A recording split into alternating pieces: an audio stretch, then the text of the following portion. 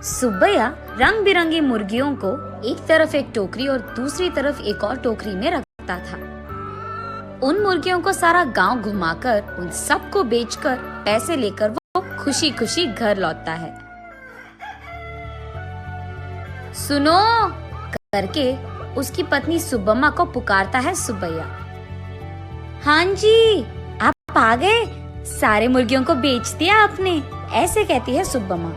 अरे हाँ हाँ, दुगने दाम को बेच दिया मैंने, ऐसे खुशी में कहता है सुब्बैया।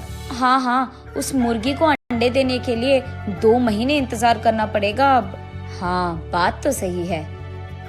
उन सब मुर्गियों में से एक गुलाब रंग की मुर्गी को अपने हाथ में लेकर, हाँ, ये मुर्गी तो हर 2 महीनों में एक बार ही अंडे देता है।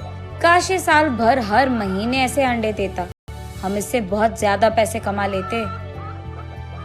ये कहकर उस मुर्गी को वही जमीन पे छोड़ देता है सुब्बैया। चलो छोड़ो जी, इसी मुर्गे के वजह से तो हम कुछ तो भी कमा पा रहे हैं, अब उसी से काम चलाना होगा।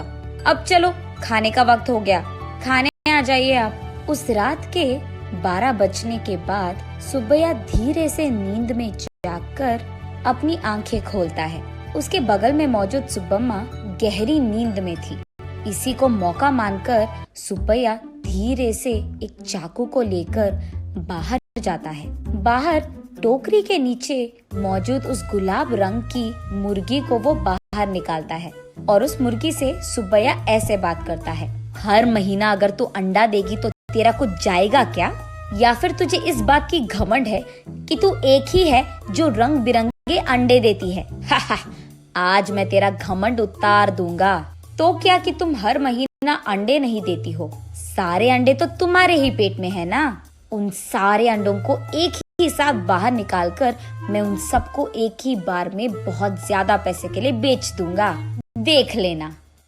ऐसे कहकर जोर से हंसकर उसके चाकू से उस गुलाब रंग की मुर्गी को मार देता है सुब्बैया। लेकिन उसके पेट में देखने पर उसे एक भी अंडा नजर नहीं आता है।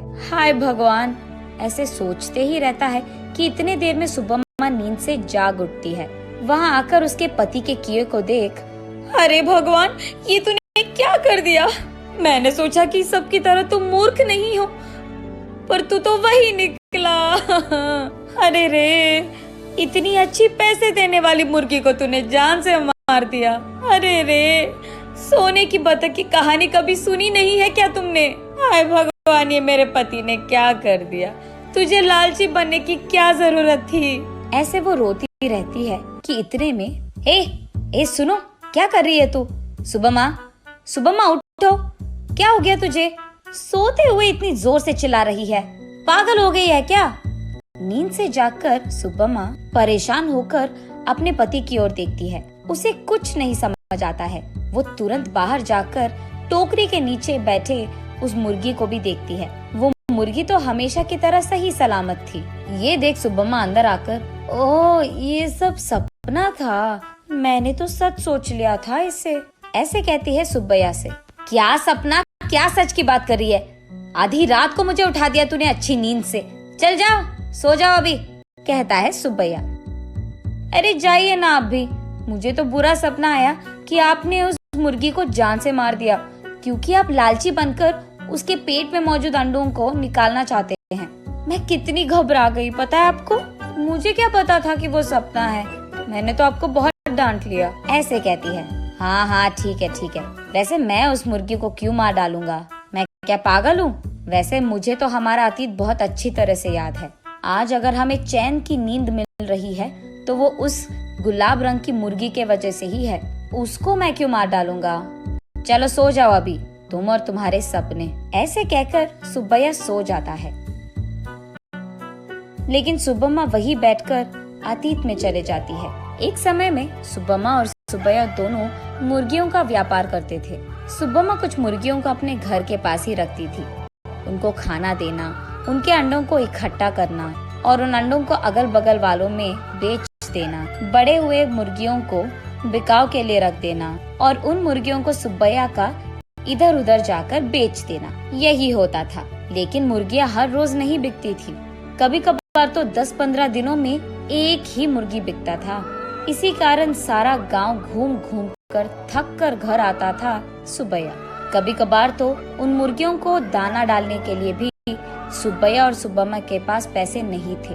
तब एक दिन सारा दिन घूमकर थके हारे सुब्बैया उसके घर लौटता है।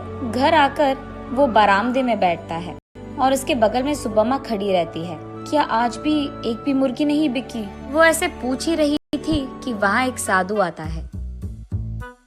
माता, खाने के लिए कुछ दे दो, ऐसे पूछता है। थका हुआ सुब्बैया, ए साधु, हमारे पास ही खाने के लिए कुछ नहीं है, अब तुम्हें क्या दे? अगर चाहिए तुम्हें तो हमारे पास बहुत सारे मुर्गियां हैं, एक लेकर जाओ, ऐसे कहता है। तब साधु छोटा सा हंसी एक देकर, मुर्गी का मैं क्या करूँगा बेटा, मैं मांस नहीं खाता हूँ, मेरे पास ही एक मुर्गी है, इसको तुम ही पालो, ये लो।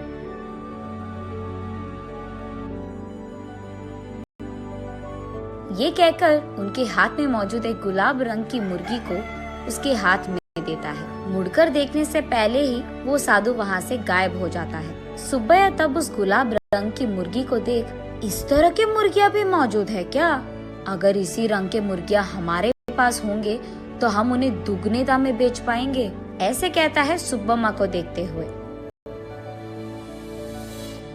हाँ चलो ठीक है, अब हमें इस प्रकार के मुर्गी कहाँ मिलेगा? वो साधु मांसाहारी नहीं था इसीलिए दिया उसने, वरना इस रंग की मुर्गी हमारे पास कहाँ से आता? ये कहकर उस मुर्गी को वही एक टोकरी में डालकर वहाँ से चले जाते हैं। अगले दिन देखने पर वो मुर्गी अंडे देता है। ये देख वो दोनों उन सारे अंडों को एक जगह इकट्ठा करके रखते हैं। कुछ दिन बाद उन अंडों से बाहर आए मुर्गियों को देख सुब्बम्मा आश्चर्यचकित हो जाती है। अरे सुनो, इधर आइए आप, सुनते हो?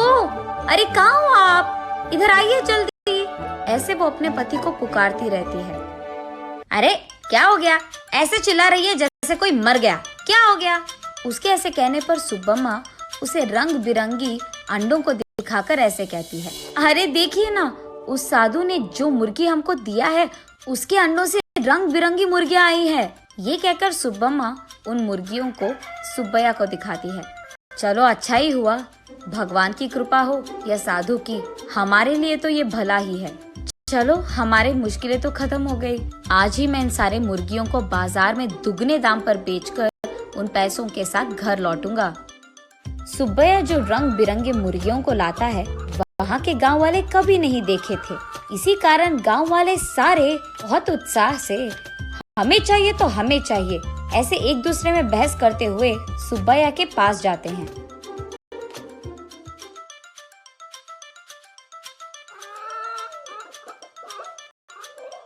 ऐसे वो मुर्गी 1 महीने में सारे दिन अंडे देकर, फिर 2 महीने बिना अंडों के, फिर उसके बाद 1 और महीना सारे दिन